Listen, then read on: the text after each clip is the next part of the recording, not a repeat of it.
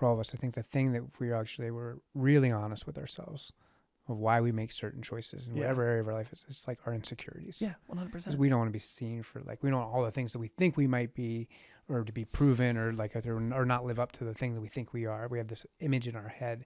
And I just was thinking about that, like, man, had you made a different choice, maybe we have more campuses than we do today. Who knows?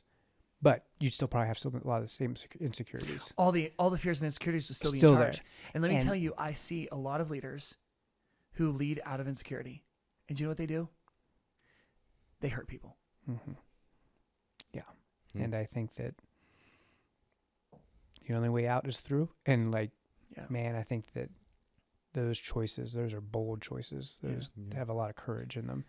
And, and what they require you to do is say that I'm not the most important. Right. And anytime you do that, I think you open yourself up to really seeing God move and do. And he needed that before he would actually move. Like he needed me to get to that point before he could really do what he wants to do. And back to the campuses and the growth and the let's Starbucks this thing, like back to all of that. The truth is that I don't think that our generation needs another big church that makes the gospel nice and acceptable and warm to people. I think that what this next generation needs is a lot of believers who are so passionate about Jesus that a demonstration of the power of God follows them wherever they go. And yes, that will be multi-site, and that will be campuses in a lot of places, and that will be a lot of people getting saved for sure. But it's different. 10 years ago, it was, let's put the best communicator on a screen in as many rooms as possible and they'll flock. It doesn't work anymore. I think COVID sped that up a little bit, but I think most of that's humanism. A lot of that's Gen Z, a lot of that's technology. There's a lot of factors, but if there's no power, there's not going to be any growth. And a lot of the churches that did that 10 years ago that I would have looked at and said, they're getting it, are honestly struggling today.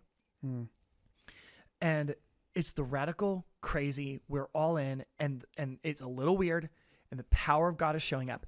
Those are the churches that people are flocking to today. And so if you want to talk about growth strategy, I think the Holy Spirit probably knows better than we do what the next growth strategy is for the church.